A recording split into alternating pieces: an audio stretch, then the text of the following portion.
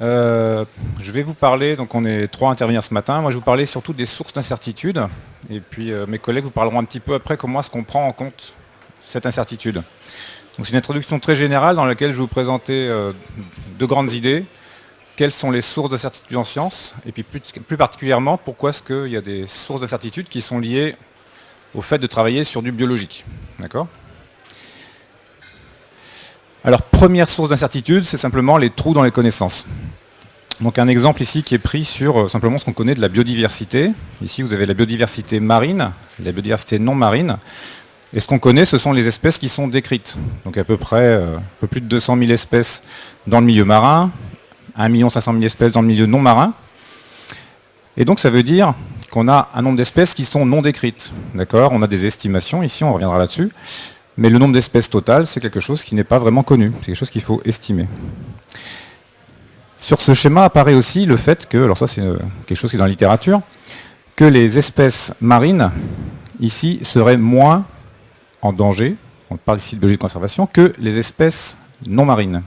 Alors ça c'est quelque chose qui est assez prégnant dans la littérature, et puis qui serait lié au fait que les milieux marins, par exemple, sont mieux tamponnés, qui sont moins faciles à exploiter par l'homme.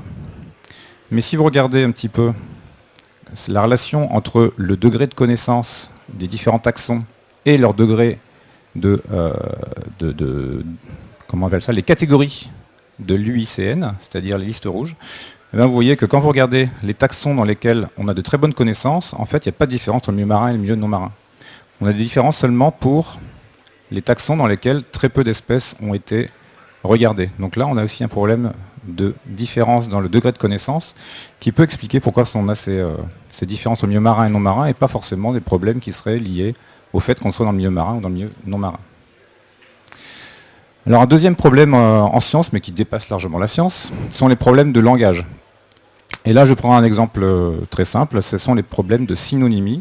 Alors ce graphe qui a l'air assez compliqué, qu'est-ce qu'il vous montre ? Il vous montre ici en gris le pourcentage, alors c'est en pourcentage, exprimé à la fois en pourcentage d'un nombre d'espèces qui sont décrites chaque année et qui sont des synonymes d'espèces déjà décrites. Et donc on a eu un pic ici à la fin du 19e siècle. Beaucoup de naturalistes ont décrit beaucoup d'espèces et on se rend compte en fait que ce sont des espèces qui étaient déjà décrites. Et juste pour vous donner une idée, il reste dans le milieu marin par exemple 40 000 espèces à synonymiser. Sur l'ensemble des espèces décrites, je dis qu'il y avait 220 000 espèces décrites. Il y en a 40 000 qui sont des synonymes. D'accord ? Donc là, un problème simplement de langage. Troisième source d'incertitude, et ça c'est peut-être des choses que vous connaissez mieux, donc vous avez forcément connaissance par d'autres biais que la science, c'est les erreurs de mesure. Donc simplement deux choses. Vous avez les méthodes de mesure, et différentes méthodes de mesure vont vous donner différents résultats. Tout à l'heure, je vous parlais du nombre total d'espèces, qui est une estimation, à partir de ce qu'on connaît. Donc par exemple, dans le milieu marin, on a 226 000 espèces connues, et on suppose qu'on a à peu près 800 000 en tout.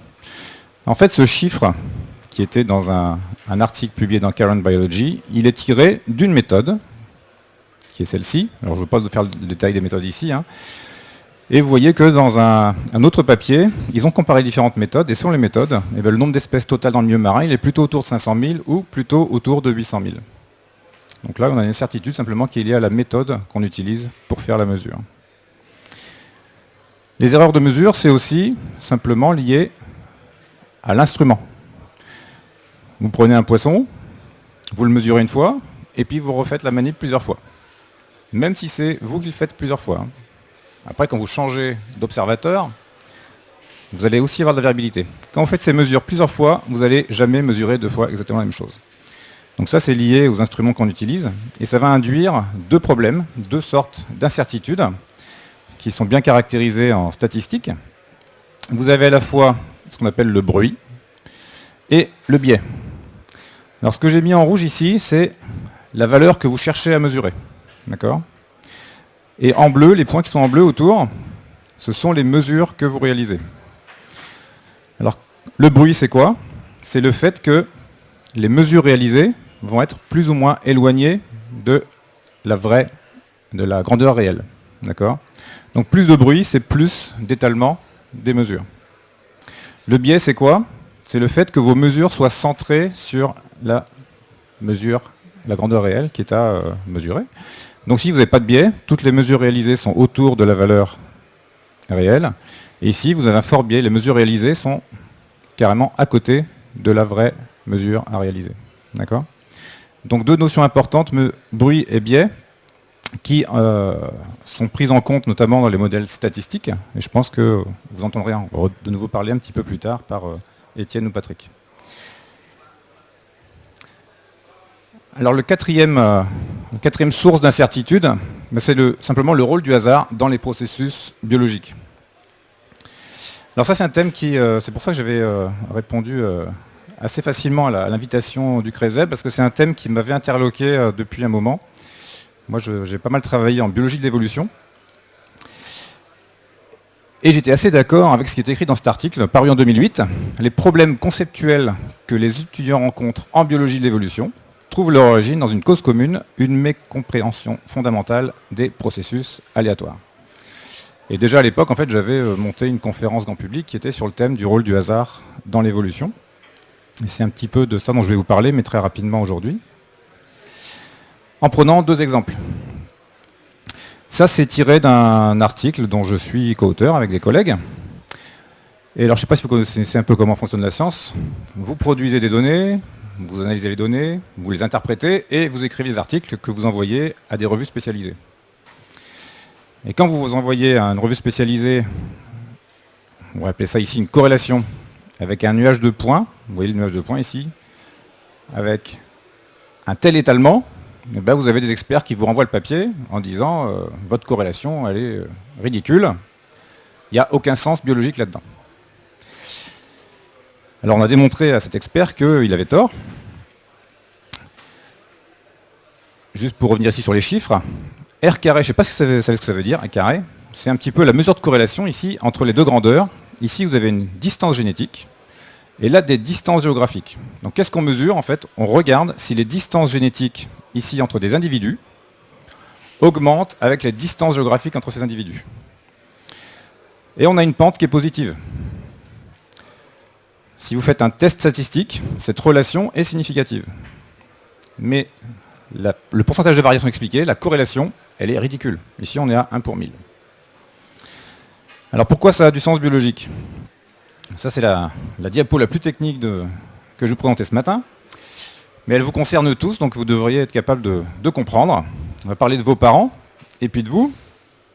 Donc vos parents, on va regarder un locus génétique. Donc vos parents, pour un locus génétique, ici j'ai pris des allèles qui sont colorés. Donc ici on a un allèle rouge, un allèle vert, et puis, donc là c'est la maman, et le papa il a un allèle rouge et un allèle jaune. Les gamètes produits par ses parents, ce sont des grands sacs, avec beaucoup de gamètes, qui portent chacun une copie de l'allèle. Et donc ici, le rouge et le vert, vous avez un sac de gamètes, vous avez en gros, ici des ovules qui vont être portés soit à l'allèle rouge, soit à l'allèle vert. Chez le mâle, ça va être les spermatozoïdes qui vont porter soit l'allèle jaune, soit l'allèle rouge. Et avec ces deux grands sacs de gamètes, qu'est-ce que vous faites comme enfant? Vous allez faire des enfants qui sont rouges, arrivés d'ici, jaunes, arrivés d'ici. Vous pouvez faire des enfants qui sont rouges et jaunes. Faire des enfants qui sont rouges et rouges. Des enfants qui sont verts et jaunes, et des enfants qui sont verts et rouges. Donc il y a 4 catégories d'enfants possibles. Et comment vont s'associer ces gamètes? Eh bien complètement au hasard. Et qu'est-ce que ça donne d'un point de vue des distances génétiques? Si vous comparez, parce que vous pouvez très bien avoir deux enfants qui portent la même combinaison d'allèles. Donc si vous comparez un rouge-jaune avec un rouge-jaune, la distance génétique, elle est nulle. Si vous comparez un rouge-jaune avec un vert-rouge, il y a un allèle en commun, on va avoir une distance génétique intermédiaire. Si vous comparez un rouge-rouge avec un vert-jaune, pourtant ils sont issus du même parent, la distance génétique elle est de 1, elle est maximale pour des enfants issus des mêmes parents. Donc on a une distance génétique qui varie entre 0 et 1 pour des enfants issus des mêmes parents. Donc maintenant si vous regardez ça dans une population, ou même entre des populations, les distances génétiques vont être extrêmement variables. Et comment elles vont se distribuer dans l'espace? Eh bien, ça va dépendre des distances parcourues entre les enfants par rapport aux parents. Alors comment est-ce qu'on explique le fait qu'on ait ici une corrélation très faible? Eh bien simplement, les processus qui génèrent ce qu'on appelle ici un patron de diversité, parmi ces processus, il y a le hasard. Donc en biologie, le hasard, c'est un des processus qui va générer ce qu'on observe. Donc ça, c'est un premier exemple, et ce phénomène, on l'appelle la dérive génétique.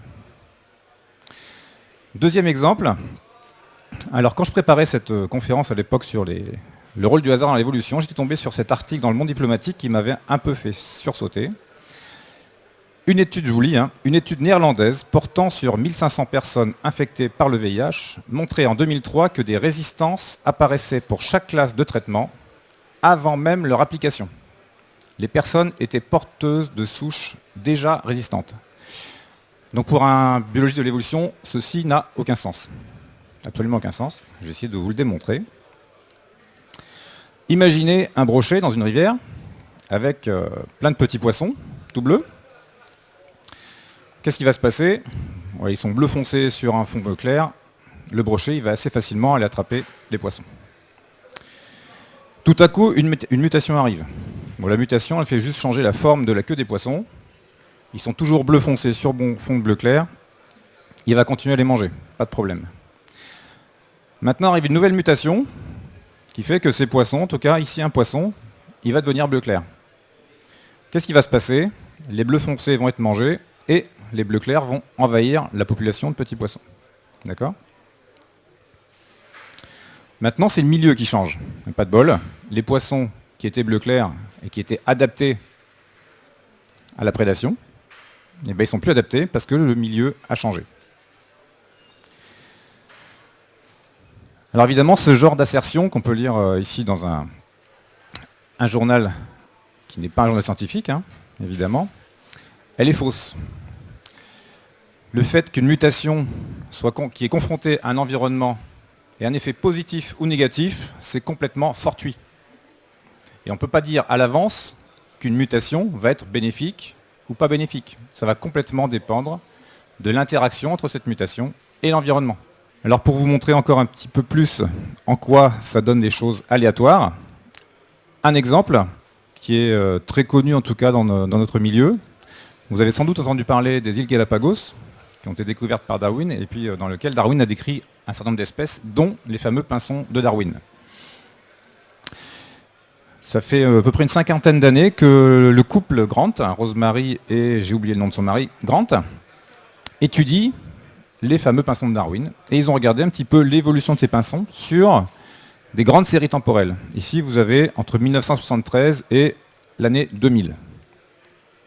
Ce que vous avez sur ces graphes ici, donc vous avez deux espèces, Geospides fortis et Geospides candens, et vous avez deux traits morphologiques mesurés. Ici, c'est sur la taille des individus, et ici, c'est sur la taille du bec.